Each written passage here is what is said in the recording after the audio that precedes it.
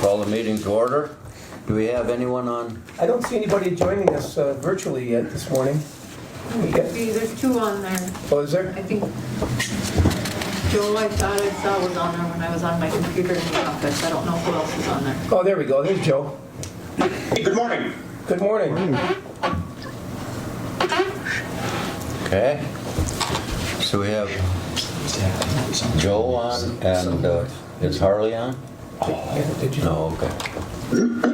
Everything good at the Rainbow? You'd like it there. All right, we'll call the meeting to order, and the first item we have is to approve the agenda. I'll make that motion. We need that. All right, It's yours. Isn't we it? have a Is this yours? motion to approve. Yours now if you want. I'll second it. Second, All right. very good. Thank you. All those in favor say aye. Aye. Hi. Opposed? The agenda is approved. Next is the minutes of December 20th. The meeting. Do we have any additions? Corrections? If not, There you go. More electric. I'll make the motion. all right. Thank you, Second. Commissioner Murray. Thank you for the second, Commissioner Talbot. All those in favor say aye. Hi. Opposed? Very good. Next item is Treasurer's Report. Treasurer Murray. Treasurer Murray. Okay. All right. For the Kita account, we had no transfers last month.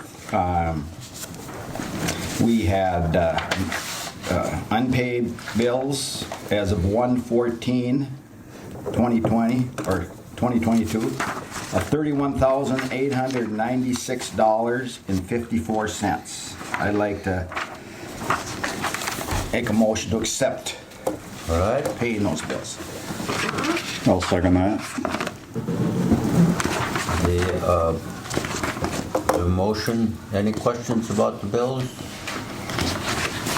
Mr. Treasurer, there's one addition to that $25 check that you just signed today. On top of those. Yeah, okay, yep. Plus that $25 one we did, yeah. All right. It's okay if we add that on? Sure. Okay. All right. All right. Need time to look through them. All those in favor say aye. All right. Aye. Opposed? Thank you. Continue, please. Okay. Cold weather testing. Again, we had no transfers in that account this month. We did have unpaid bills dated January 17th, 2022 in the amount of $18,436.98. And I'd make the motion to pay those bills. All right. Treasurer's moved the payment of the bills. Second. We have a second from Commissioner Talbot.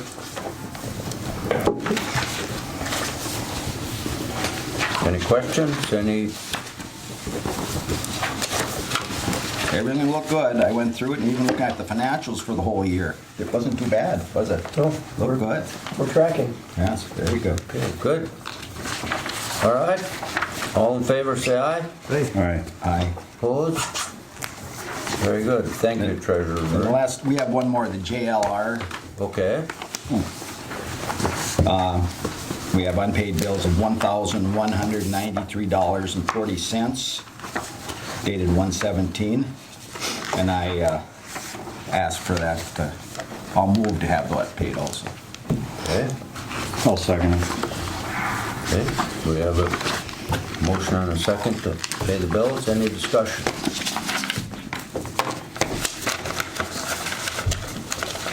All those in favor say aye. Aye. Hi. Opposed? Very good. Thank you, Treasurer Murray. Thank you. He's been called worse. Yep. The next item is the business park update. Mr. Chair, a couple of items under Business Park, and we have with us this morning Joe Mershon of Granite. There's Joe. Hey, Joe, good morning. Morning. Hello. And I just bring it to the board's attention, we do have a developer's agreement with Granite Digital for the development of a data center on the number of lots within the business park. That agreement dated September 2020, and within that agreement, there's some timelines, and because COVID and a number of other challenges that Joe and his team are faced, essentially the agreement says that if he does not develop it within a year, he has the right of first refusal. If anybody else made an offer on any of the properties outlined within the agreement, that Joe and his team would have the right of first refusal. Nobody has come forward to request any of that property, but I just thought it timely for Joe and to provide this body an update on kind of where the project is or where he sees it going. And again, there's been a lot of challenges around COVID and what's happening in the world. So, Joe, with that, maybe if you want to kind of just outline where you're at. Yes, I'd be happy to. Once again, good morning, everyone. I was not aware that y'all are now meeting in the conference room, or I'd be there with you. I'm only half a mile away, sitting here in the office, but nonetheless, we'll take advantage of the services that data centers provide for us and enjoy the teleconference this morning. I'd like to start off by blaming this all on Paul.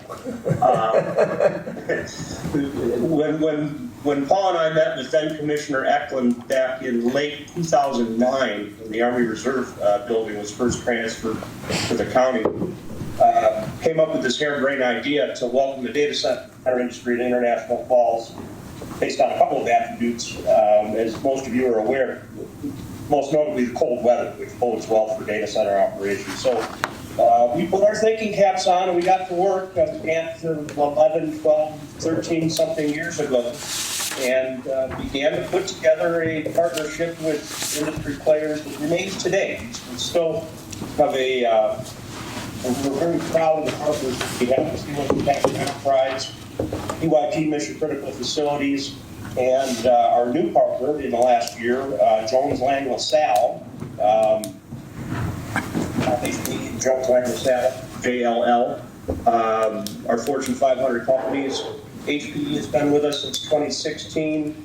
EYP Mission Critical Facilities was part of Hewlett Packard Enterprise in those days. They've now spun off to their own entity. All three are the industry leaders in the data center industry. And what's interesting is the projections that I shared with Paul and then Commissioner and now Representative Eklund 10 years ago about where the data center industry would be was conservative. If you take a look today at Amazon, you think of them from their shopping platform, but they don't actually make any money selling things to us and delivering them in hours or a day or two. The bulk of their profit comes from their data center enterprise. Same with Microsoft. Digital Realty Trust was a couple $1 million interest back then. They're in the billions and billions of dollars now. Jones Lang LaSalle operates over 400 data centers worldwide, and they are our leasing agents.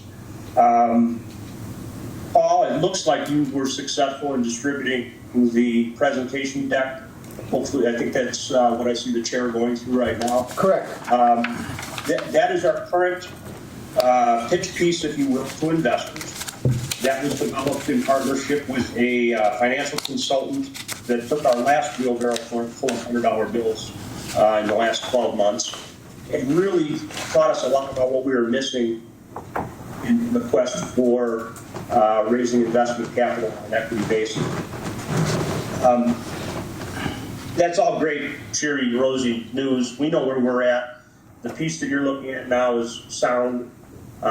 Nobody has ever told us that this is a bad idea, but nobody has yet cut the $500,000 investment capital check that we need to move forward. We are ready for final pre-development engineering on the conceptual design and the sales and marketing phase. We have about $1 billion available to us in construction capital once we have signed the clients. But where we are today, folks, is we're still looking for that initial capital investment that used to be $2 million back in 2016. We've now pared that down to $500,000. So the first $500,000 that shows up in International Falls gets a large piece of equity in Granite Digital, and we'll have an army of engineers and sales executives roaming around town within moments. But where we are right now is we're still looking for that $500,000 we need to move forward. With that, I'm happy to entertain any questions that any of you might have. Joe, just in terms of infrastructure available in town, I know that was also part of the journey here, was we had to make sure that we had robust internet, fiber, Minnesota Power. I know you guys have had conversations with the power company and the internet providers, and those are big pieces that have really we made a lot of progress as a community in terms of fiber, and so that's part of the story too. That it was waiting for those folks to catch up, and now we're here. And I know also, if you look through the packet, you'll see connectivity into Canada too, which is another, I think, sales advantage. Our location here, so I would just note that too as well. That and with Highway 53 reconstruction and some of the work that's been done at the business park, I think that only makes the location more attractive to potential investors as well. Yeah, the park looks great, by the way, everybody. If you haven't taken a lap through there, please do so. That's come a long way in the last 12 months. Our fiber connectivity is light years from where it was when Paul and I first started talking about this project. And in large part thanks to Koochiching Technology Initiative, the nonprofit that Paul and I serve on. We continue to hook up more and more people to the fiber optic network every month, and we're very proud of all of that. So even if Planet Digital is not the one that builds the data center in the next 10 years or something, that impetus between the power company, the fiber providers, and our friends up in Canada willing to share their pipe with us has all been very positive to the community, and we're proud of that. There's no doubt. We want to move some dirt around, bring some cranes in the air, and bring this industry to town. But again, even if we fall short of that, we've made market progress in many infrastructure areas, and we're damn proud of that, for sure. Now, I also have to share that the hurdles have gotten a little higher, and there's nothing we can do about this, but it's a fact. The industrial power rate that we were initially quoted from Minnesota Power in 2015-16 has now gone up by 40%, and that hurts us in the sales and marketing environment.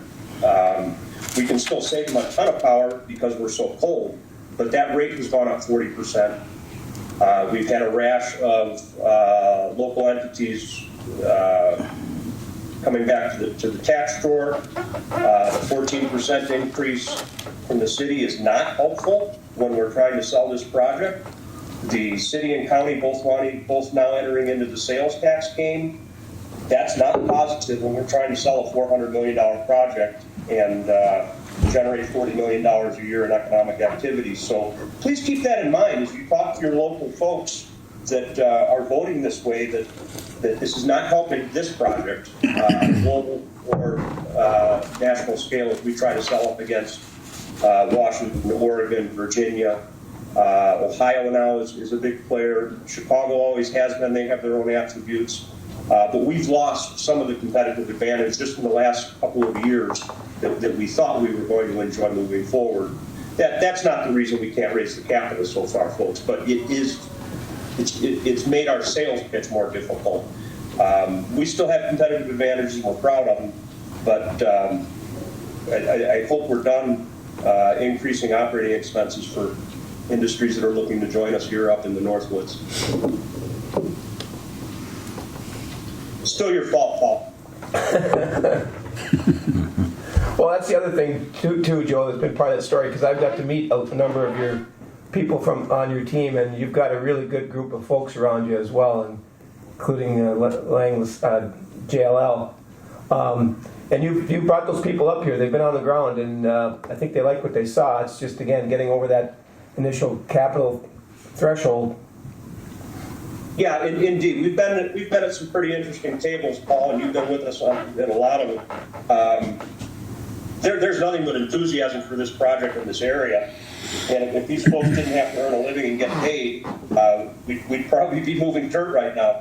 But the fact remains, as wonderful as these groups are and as impressive as our partners are, they need to get paid in order to give us their services and get this thing done. So as you all work through the rest of the month, think about where we can come up with that $500,000 and give those investors a massive return and bring this industry to town and bolster the economic activity that we know this thing can do.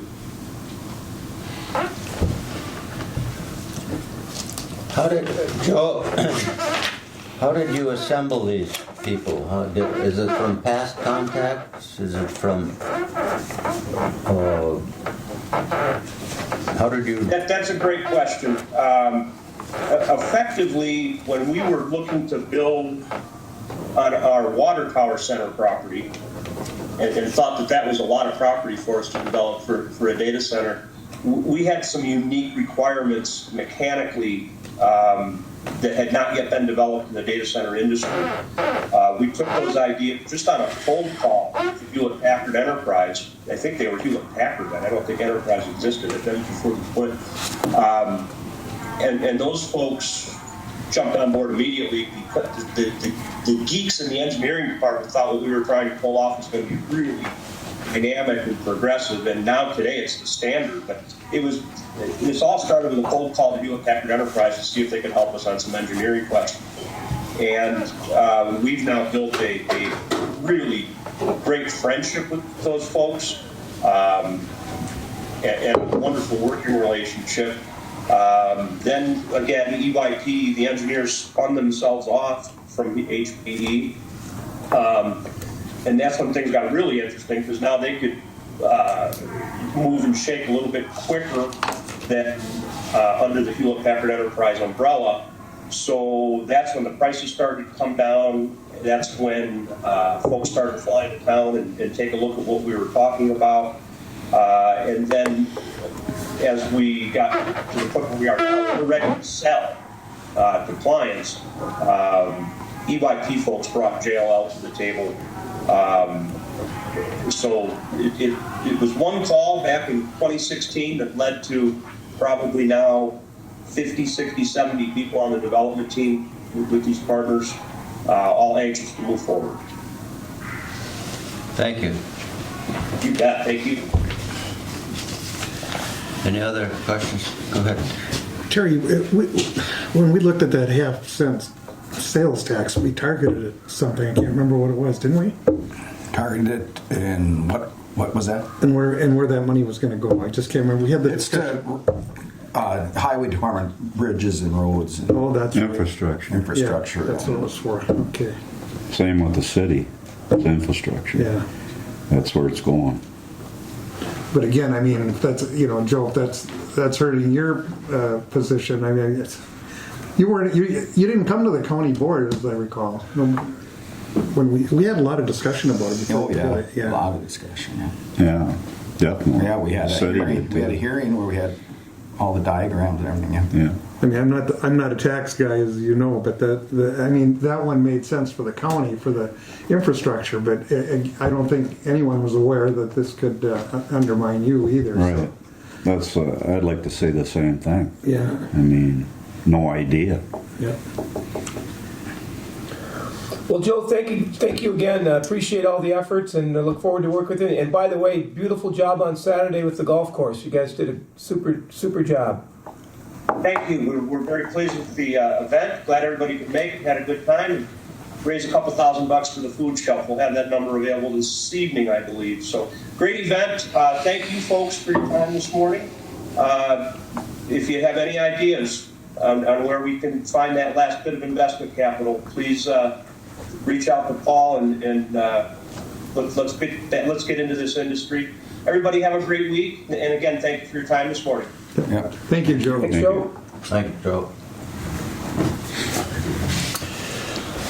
Mr. Chair, one other item within the business park is update, and this is kind of a ongoing with Ricky Roach and his properties that he's acquired and he's improving. This is the last piece of these outlots. This is the lot B here behind the property that he just bought. Again, it's under an acre. It's primarily wetland. You can see that's not really buildable. But again, it will allow him to consolidate all of these pieces. And he's developing a drainage plan with the survey group, the county. Cernara? No, Oh. Winston? Murray. Murray. So he's going to use all of this actually as a drainage wetlands management plan. So, but he has asked for to acquire that property for the $200, which is in keeping with the other lots that we sold. This one was a little bit more because he's actually going to utilize it a little bit more. But these other outlots, because they're really not developable, I think the agreed upon price was $200. That's what he's asking for. Well, he's picked up enough property. I saw him a couple weeks ago. He had to come out and pull my Bronco. The brakes went out, and he brought it into town. And I told him, we might have to name that park after you. He laughed. He's been a go-getter. But he's done a great job, and he's done what he said he's going to do. And the other thing is, as Joe mentioned, if you haven't driven in there, drive in there too, because we did. It's all been paved now, and this has been cleared for future development. Well, as long as they were in there removing trees, we had Wagner's go in there and they cleared that. And Ricky was able to use some of the material over here too to build some of that up. So there's been a lot of progress and A lot of activity. Yeah, Ricky's gonna fix that the old fisheries building this spring. He started, he kind of buttoned it up, but Because that's been sitting there for how long? 15 years. More good things on the way. So, do we need a motion on that, Mr. Chair, For the sale of the property? All right. I would entertain a motion. I'll make that motion. All right. We have a motion by Councillor Second. Golden, second by Commissioner Pavlik. Further discussion? All those in favor say aye. Aye. Opposed? Very good. Motion passed. Any other business park update? Oh, thank you. All right. Joanne, you're on next with the SBDC update. Yep, so right now, I'm working with 3 people for new businesses, so that's a good thing. 2 of them are requesting some funds from Koochiching, and so Koochiching is going to meet later this week, and we're going to present those 2 businesses to them. Our Koochiching Resource Council met this last week. We have an open spot in the Koochiching site for a child care provider, and then also in the Little Fork site. First Children's Finance is getting some funding, and so we're kind of just waiting for the guidelines and that type of funding to see if we might be able to use some of the funding to do additional projects in the county. So waiting for Patricia Welsh from First Children's Finance to kind of get all the details on what that financing is going to be that they're going to receive. Paul and I met with Tony Surich and Michael Kokla from the Northland Foundation to talk about the Deed Main Street Revitalization Program. We've had probably 20-ish people submit pre-applications for the program with business projects that they have that they would like to do to be part of this program. And the program basically will give them 30% of their project cost as a grant. So an incentive to do some revitalization, do some remodeling, additional work. We're separating those out in categories. Housing being one of them. We have some people who want to update some of the downtown spaces to create additional housing. Other remodeling, streetscaping for stores, those types of things. So going to be able to do some of that work, and we're just kind of defining the corridors. I think we said we have a downtown Main Street corridor, we have the 53 corridor, and then the 1171 East and West corridor. So we think we're going to have 3 different corridors that we're going to try to apply for funding for. And the Northland Foundation would be the recipient of the deed funds, and then they would distribute them with our help. So they were impressed at all the information that we've gathered already, and we're asking them to apply, and I think we pretty much convinced them. I think that they're going to apply on our behalf at least. They're going to ask other communities in the region if they're interested in applying for this program as well, and submit them all together as an RFP. So that'll come out in March 1st. So then we'll submit. So right now I'm working on some of the details of like how many housing units, how many jobs would this create, additional things. Ronings is looking at doing some remodeling to Shannon Square and adding additional footage and using this program to help leverage that, and that will create some new jobs there. So these are all great things, all good projects that we've seen so far, and we continue, please keep the applications coming, and I'm just kind of helping write the grant piece of it with the Northland Foundation, so we can have a really strong application on that piece, because this is really important, and I think that if we get this, it'll move us forward as a community. Paul, I don't know if you have anything. Well, this is really terribly exciting, and this is the second phase of a two-year program from the state. There's $40 million is in the pool. Right now, I think the pre-apps is over $5 million locally, correct? In projects? I didn't look at that. Yeah. Approximate. But and one of the things that they're looking at is communities that have been impacted by COVID, and we think we have a real strong, because again that Canadian border was closed, that our downtown's been decaying for some time, and so a number of business owners or property owners have been putting it off, and now this is the timing couldn't be better for something like this, especially 30% grant. That's a nice carrot to put in front of folks.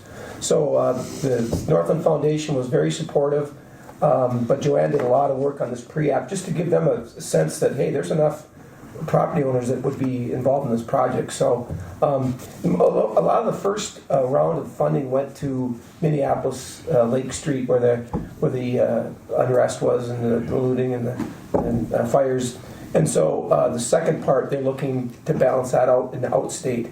And again, with our location here in COVID, we think we've got a really strong. But Joanne, to credit to her, and she's just done a lot of work to position us so that we get a successful application. The other thing is, coming on the heels of the Highway 53, a lot of those businesses were impacted not only by COVID, but then by construction. So 2 years of construction, I mean, they have really put up with a lot. So I think this program will help, some of those projects that were delayed or put off will now, along with 53, the beautification, that the buildings now will follow. So I'm excited about this. We've been at this for some time, but I think it's going to be a real difference maker. Yeah, and then I'm taking stuff from the city's comp plan too, and a lot of those match up with doing a project like this, Main Street Revitalization project, and the things that we want to do for housing or rehabbing buildings and stuff like that in the city comp plan. So that's really nice too, that we are doing things that we say that we want to do and further our community. And I will say, Garrett Larson was the one who kind of came in front of me and said, hey, I think I want to apply for this. Would you be interested in kind of helping? And again, I want to encourage every business, if there's a program or something that you need help with, if it's a project or whatever, like, we're willing to help you do that. And so this is where that stemmed from. And I think it's not only going to help that business, but a bunch others. So this is great. So are they being, the businesses in town, like Main Street and that, are they being told they could get a 30% grant? There's been material sent out to them so they know? I've emailed a lot of people that have applied for the county grant programs with COVID, although, requesting COVID funds and things like that. Sent out a lot of emails. Paul and I went on the radio and did a let's talk about it. We've also have the link on our Facebook page, and we've been sending the link through emails to people who have called our office interested.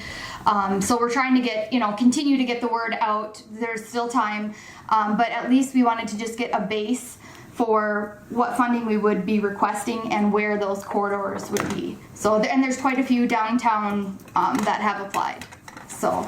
Do you think there's businesses downtown that don't know about it? Do you think you've covered all the bases on getting them information? Because I just wondering if there's some of them sitting there not. It never hurts to tell people twice. Maybe the first time they didn't realize that it applied to them or could apply to them. Sometimes that happens too, where they just hear things. So we can always do kind of a second round and make sure the people that haven't applied or Sure. that they know about it. Okay. So this is just for business, not for... It's for nonprofits too. Okay, so, Wade, I don't know if that would apply at all for the museum's roof. Yes, they applied. They did? Mm-hmm. Awesome. So that's Yeah, that's great. $30,000 for them. Good. Yeah. So, but again, this isn't a for sure No, but thing yet. still. But yeah, they did put in a pre-application. Some other nonprofits have also put in applications for different projects that they had, weatherization, that type of thing. Yeah. So yeah. Good. Good to hear. Yeah. All right, any further questions for, thank you very much. Thank you. Thank you. Or if I could, Mr. Chair, this goes way back to Kate Miller, who was the superintendent of the park at the time, and we got into the, beautification of the area and starting with the Highway 53 inlet. And so, anyway, through the Park Service, they had us all go out to, I can't even remember where, it's one of the eastern states. And we were able to look at older communities that had gone through this process and how, they had the pictures and the changes that they had made. They kept the integrity of the old town, but made it modern. And it was really interesting to see how they did that stuff. Yeah, that was the Gateway. The Gateway Community. Gateway communities, yeah. Yeah. And if you'll note too, one of the things that you brought back was even moving the lines, the power lines, and putting them back, which is what they did as part of the 53 project. True story, and I think I can't remember who held the pictures up, but said, take a look at this. No, everyone looked at it and put it down, and 20 minutes later, it was ever the facilitator. He said, no, look again at this. And what he had done, he had the picture with all the lines up, and they put the next one with it was all cleaned up and compared to it. Nobody could believe it. I mean, what a difference that made. So, yeah, that was interesting. All right, well, anyway, so that's great. Well, one of the things that, Wade, I'm wondering about is you got people that are renting in their business, let's say the business they have, they're renting from somebody else. And I was just wondering if, like the owner then, if he's been contacted in a case like that where he's got several stores or whatever in his complex, and I haven't used the name, but on Main Street. Mm-hmm. And so I'm just wondering if everybody's been told about it, Yeah, we've worked a lot of the angles to try to make sure that the awareness is out there, and including being on the radio and working through the chamber as well, and Facebook. And so, and it's been interesting because people have found out about it. Okay. They've been calling the office wanting more information. So Sure. It's with a daily news or a weekly newspaper, and just the way communication's handled now, it is trickier to try to make sure you reach everybody. But we've worked hard on doing that. Okay, good. Very good. The next item is Director's Report, Director Nevin. Yes, thank you, Mr. Chair. And due to the holidays, of course, it fairly quiet, but we are making forward progress on a couple of items. And this freight logistics provider, Onesimus, that's based in the Twin Cities, they've been putting together a business case for developing a warehouse facility here in the Rainier area, a rail-served warehouse. So they've been working with MD&W, their internal team. They're putting together a concept that they would like to present to this board So we're trying to find some dates. They're going to send some people up here, and we would have call a special meeting. But this is really important. I mean, we've been at this a long, long time, and I'm terribly cautiously optimistic. But I'm thinking that this might be the lever that will turn some things on with this logistics location here. We've been back and forth, and we'll try to have a date either the end of January, the first week in February, where they will send folks up here and make a formal presentation. And at this point, you know, I've been very, very clear about our role in all this. You know, we're going to provide or work with the city or the county to provide some real estate and some infrastructure support, you know, but we don't have any funds that we can directly inject into this. So this will have to be a self-invested project, but they are working with MD&W as well. And One Smith has a number of customers that they're working through to say, hey, if we have a facility here in International Falls, how much business can we generate? Will we readjust your logistics mapping to, you know, move over to International Falls? And so, you know, obviously they have to make a business case, but I think that they're positioned to do so with the customer base that they have. And you know, we've said all along that we think strategic location here, but we you know, you're going to need somebody like this to put it all together. And so I'm looking forward to having them come and make a presentation. EV charging network. We've identified some committee members from Lake of the Woods County, Roseau, and Kitson for representatives on our regional charging network. So we're hoping to have a first virtual meeting here this week with those representatives and talk through how we're going to, you know, formally put this together and what kind of locations we can identify for EV charging. And again, I think the timing on this is very strong, and appreciate the work that Mike Hansen has done on this, and so well as our county rep. So we look forward to moving that project ahead this week.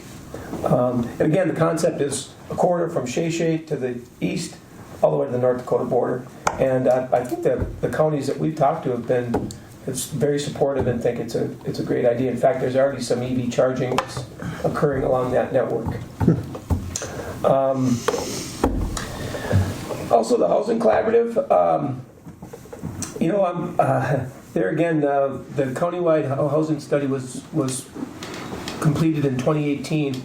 The collaborative has been meeting monthly ever since then, and a lot of the focus has been on the AB redevelopment. But a number of projects have started to materialize, and I'm really excited about this spring when we see some of these potentially move forward. I'm going to use potential because, you know, still have to finance it. The good news is that there's a host of people looking at a variety of different types of housing, meaning apartments, single-family housing, affordable housing, retirement housing. All of those are currently underway by different folks. And so it's like anything. It's taken a long time to get here. We've got COVID, of course, in the middle of all this. But I think we're going to see some real progress in housing in the next 6 to 12 months. Formal announcements. So a couple other quick items. A reporter from Business North traveled up here.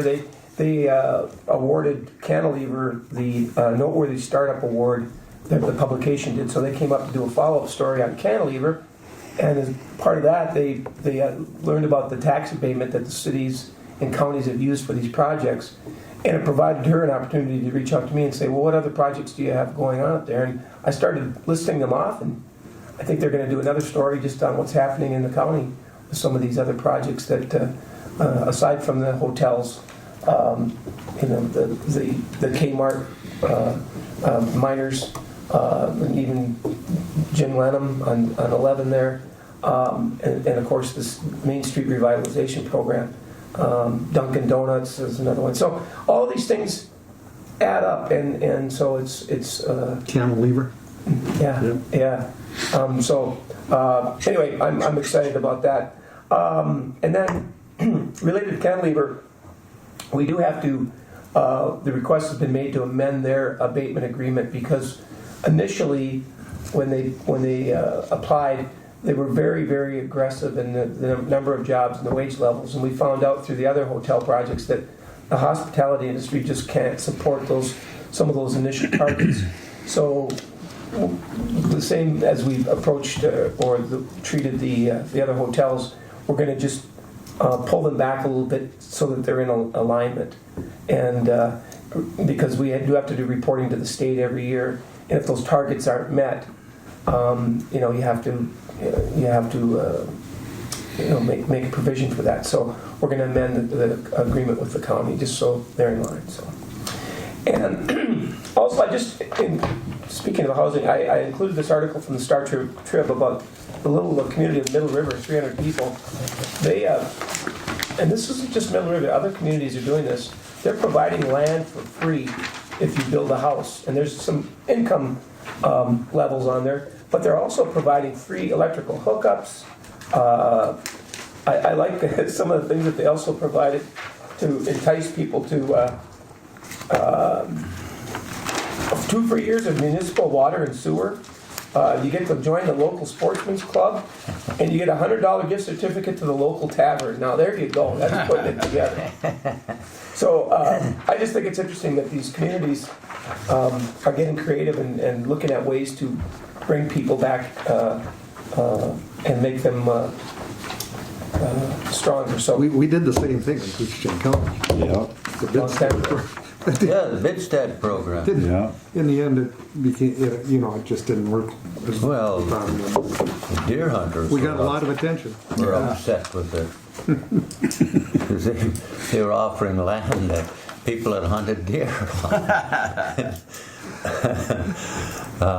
We had a couple that actually homesteaded and Yeah, made it. yeah. Yeah.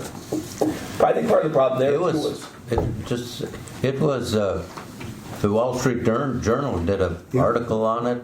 It was, yeah. that was one of the first real inventions like this. So yeah, go ahead, Paul. Well, I think one of the problems was tax forfeited property, and a lot of those properties weren't real ideal for, they were kind of in difficult places to build, and so. That's true too. Yeah. Yeah. But that's all I have, Mr. Chair. All right, any questions of Director Nevin?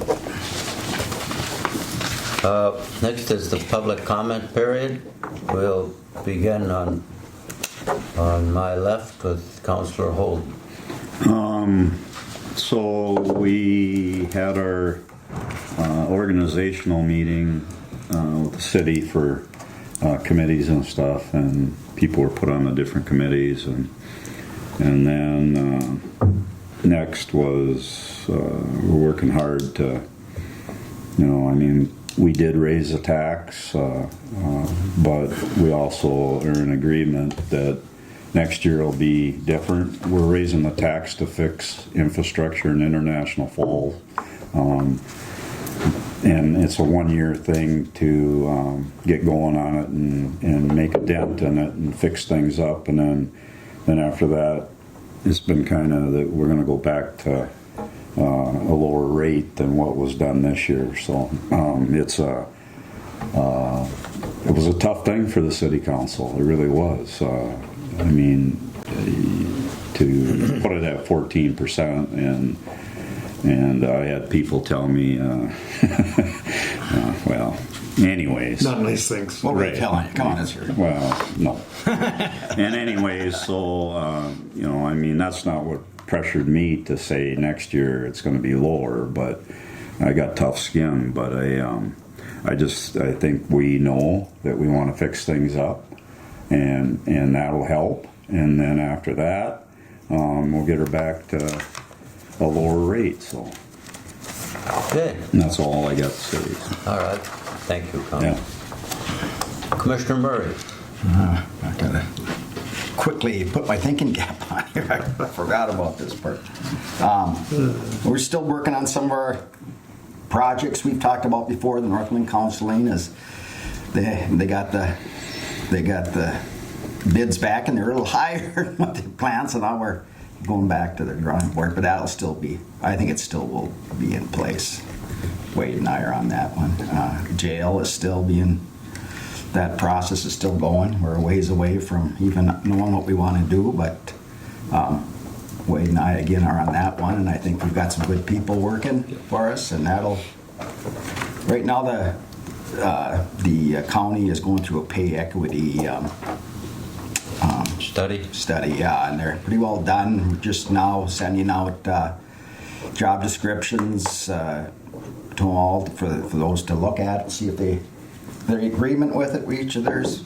But then there's also a dollar amount, you know, when there's to implement too, and we, of course, we at the board have to decide how we're going to implement that type of thing. But that's all I can think of right off.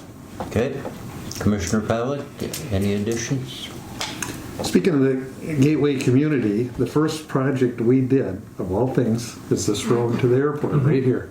And we did it as a demonstration project because the wires were hanging, over the road, and it was just terrible shape. So when that was all done, it was an example of how you, because what we learned when we were out east in those meetings is that it's just like anything else. When a person comes in, and the airport is a place where a lot of people first come into International Falls, first impression is what you see, and that's really important. So that worked out good. Doug Grindle, remember, I think Mike was with me. Doug Grindle was just totally against it. He just wanted to tar the road. That's the way he was as an engineer. He was not about to get into the high lines and everything else, but Lepper gave him a hard time, and we got Grindle to do it. So yeah. And that's held up well. I mean, it looks really good yet. So, but anyway, it just brought back memories of those times. Nothing. I don't have anything else, Mr. Chair. All right. Citizen Hanson. Thank you, Mr. Chair. And first of all, when we started and you asked about to approve the agenda, I was at AATW. You know what that means? No. It's asleep at the wheel. Because I was in Palaver. I was in Palaver with Commissioner Pavlik. And so in my report, is it okay if I just kind of add a little bit that's not necessarily germane to... You always do. That's true.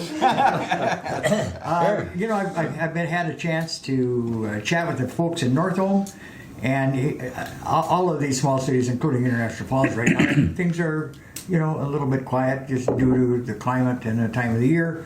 But in North Home, they're putting in a new meter. They have a meter project that by spring is going to tie into their new water and sewer project, and it'll all be complete, and every home will have new meters. And for a community that size, it is really an undertaking that they did well. And I know last month we talked about some of the projects they see in the future, but this is one they're doing right now, and it's a big deal. And Big Falls told me that they're just trying to stay warm and are making plans for next spring. And I don't know how many of you know that all these little communities, they all have newspapers, and this is the one in Big Falls, the Ripple. And if you want to know stuff about Big Falls, this'll do it. So it's without a newspaper, small communities are. Is it monthly? This one's monthly, yeah. Yep. There's a picture of Santa Claus on there, so you know that it's January instead of December, because he wouldn't be here this month, would he? No. Another thing last month, Mr. Chair, we talked about the potential to get some stringed instruments.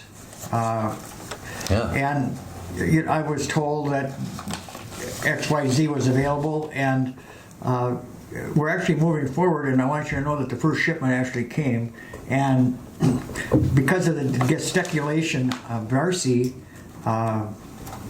they went to the Bacchus Community Building, and they are looking forward to more, and I and Paul are going to meet with Mrs. Lundeen this afternoon to further ahead, but they're all from either Europe or Korea, and they've been gone through before we get them, have bows and they're ready to go. And we looked at the first 5 and they, you know, I don't know if they're a fiddle or a violin, but they were real nice, and the folks were glad to get them. So it is ongoing, and we're hoping for more shipments.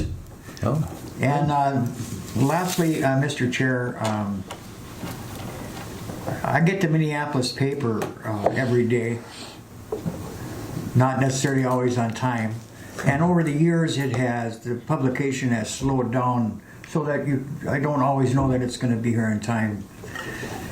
And it's not that I've been able to drive to International Falls and buy it either. And I understand that newspapers are going through a period of conversion that's difficult for them, and I think that should, just as an aside note, thank Rain Lake Gazette for what they've done. I mean, it's great to have.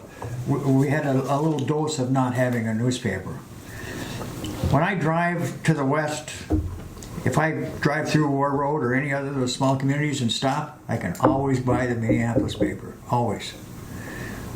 But I can't in International Falls. The amount of investment that's going on in this community right now is unprecedented. The hotels and the business community are going to bring people in, as well as having Voyageurs National Park here. And I know the people who in the last few years haven't been able to go into Canada are now starting to think, you know, that Rainy Lake is a heck of a deal. And we offer a whole bunch of amenities. But you come here and you want to buy the Minneapolis paper, it's unavailable. And I know that when they shut it down, it didn't seem to be that much. I also know that there's huge competition online. But what I would propose, Mr. Chair, is if you folks would consider it, is to have Paul and his folks write a letter to the Minneapolis paper to see what it would take to get the daily paper, Minneapolis paper, here in International Falls. I know, you know, we've got all of these kind of little handicaps, but there's no reason a community like this shouldn't be able to get the Minneapolis paper. And sometime we have a world-class airport. There's never a lack of traffic in and out of town.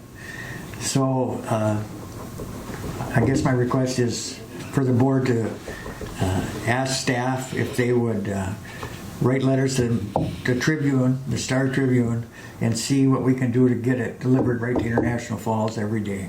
I mean, if you want a newspaper right now, you can go by the Duluth Tribune.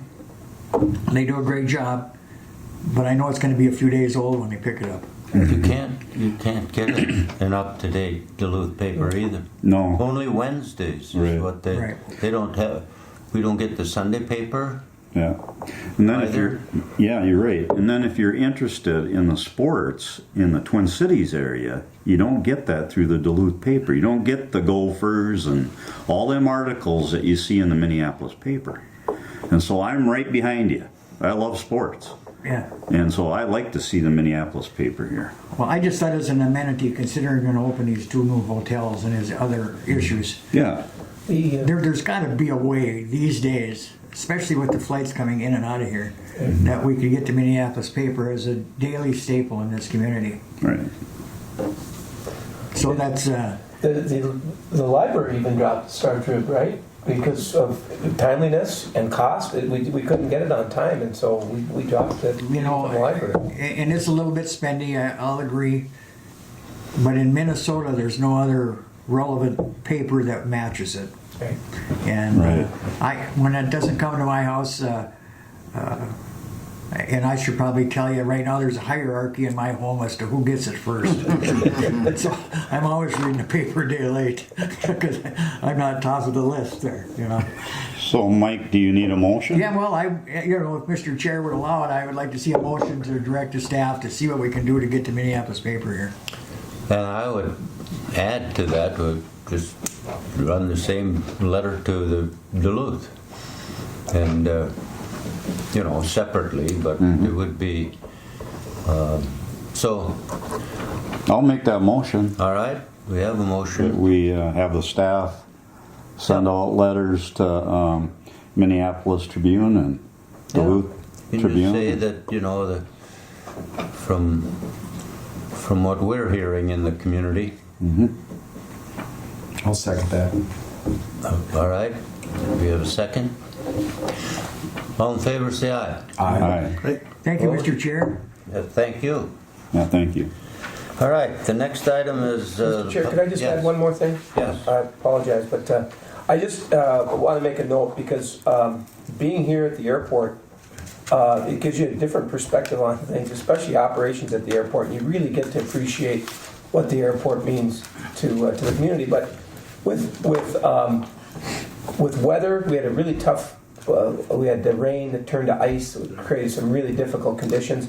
But then with these staff shortages around pilots, there's been a lot of delays or cancellations, which have been frustrating to the traveling public. But folks here have done a really good job, and Kairos sometimes has to pick up the phone and be on the end of a perturbed customer, even though we don't have any control over it. But we are kind of returning to normal, but just ask the public to be patient because a lot of that is outside of our control, for shortages, and I think they try to make those announcements as timely as they can, but still it's creating some frustration for the traveling public anyway. So. Terry and Paul know this, but I mean, there's only 4 full-service airports in Minnesota, international, and we're one of them. So we don't ever want to lose that, Right. All right, next item is the public comment period. Do you have any comments? Okay, we'll set the meeting for next month.